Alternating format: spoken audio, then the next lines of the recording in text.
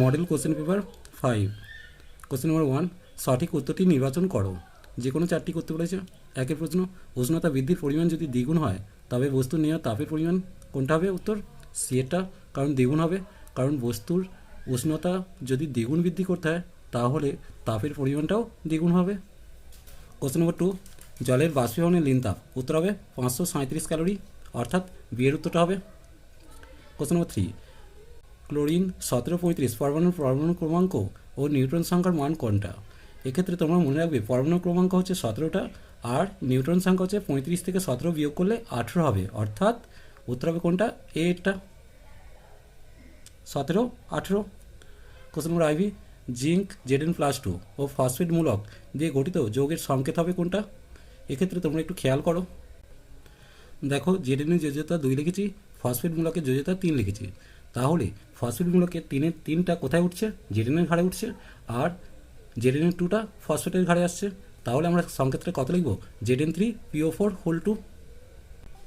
Question number V মোট charge শূন্য হতে গেলে ম্যাগনেসিয়াম 2+ আয়নের ক্লোরিন দরকার। যেহেতু ম্যাগনেসিয়াম 2+ আছে আর ক্লোরিন হচ্ছে -1 হয়, অর্থাৎ ম্যাগনেসিয়াম 2+কে প্রশমিত করতে গেলে দুটো ক্লোরিন আয়নের দরকার। তাই উত্তর হবে কোনটা?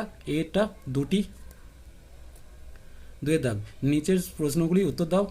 1 calorie, kilo calorie, joule, pascal বেমানান শব্দটি খুঁজে বের করো ও কারণ ব্যাখ্যা করো। এক্ষেত্রে উত্তর কোনটা হবে? পাস্কাল, কারণ ক্যালোরি, কিলো ক্যালোরি, জুল এই তিনটি হচ্ছে তাপের একক আর পাস্কাল হচ্ছে চাপের একক। তাই উত্তর হবে কোনটা? পাস্কাল। কোশ্চেন নম্বর 2 পরমাণুর মধ্যে ধনাত্মক আধানযুক্ত কণা উত্তর হবে কোনটা? প্রোটন। আর ঋণাত্মক আধানযুক্ত কণা ইলেকট্রন, অর্থাৎ এই জায়গাটা হবে প্রোটন আর এই জায়গাটা হবে ইলেকট্রন।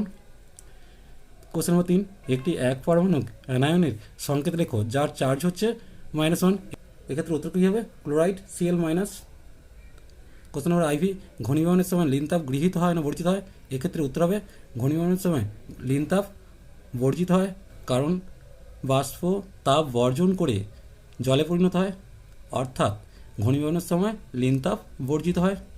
3 প্রশ্ন একটি বা দুটি বাক্যে উত্তর দাও। অবস্থার পরিবর্তন কাকে বলে? তাপ প্রয়োগ বা অপসারণের দ্বারা পদার্থের এক অবস্থা থেকে অন্য অবস্থায় পরিবর্তিত হওয়ার প্রক্রিয়াকে বলা হয় অবস্থার পরিবর্তন।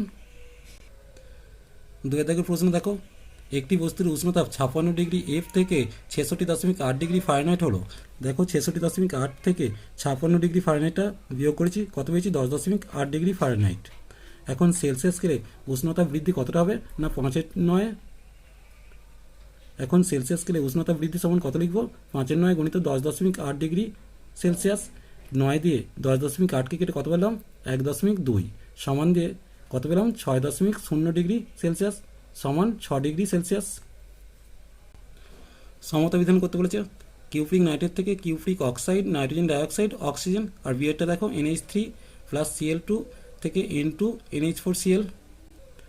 সমতা বিধানটা দেখে নাও।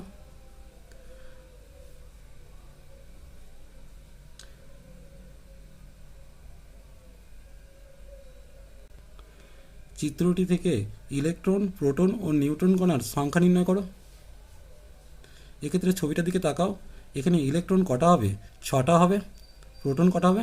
6টা হবে। আর নিউট্রন হচ্ছে 6টা আছে, অর্থাৎ ইলেকট্রন সমান 6, প্রোটন সমান 6 আর নিউট্রন সমান 6। লাইফ সায়েন্স পার্টটা দেখো। 1 প্রশ্ন 1 ঠোঁটের কণে বা জিভে ঘা হয় ড্যাশের অভাবে? উত্তর হবে কোনটা? ভিটামিন সি এর অভাবে। কোশ্চেন নম্বর 2 দাঁত ও হাড় গঠন করে? উত্তর হবে কোনটা? ক্যালসিয়াম, অর্থাৎ বিয়ের উত্তর। কোশ্চেন নম্বর 3 অতিরিক্ত প্রোটিন শরীরে জমা হলে ড্যাশ রোগের সৃষ্টি হয়? উত্তর হবে কিডনি স্টোন। 2 প্রশ্ন সংক্ষিপ্ত উত্তর দাও।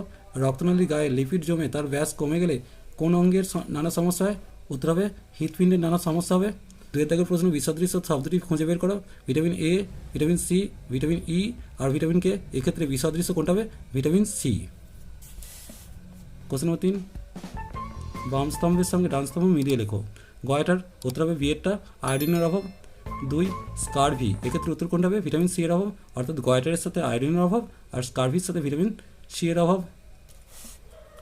3 প্রশ্ন ডায়াবেটিস মেলিটাস বা মধুমেহ রোগ কেন হয়? এই রোগে মানুষের শরীরে কোন কোন অঙ্গ ক্ষতিগ্রস্ত হয়?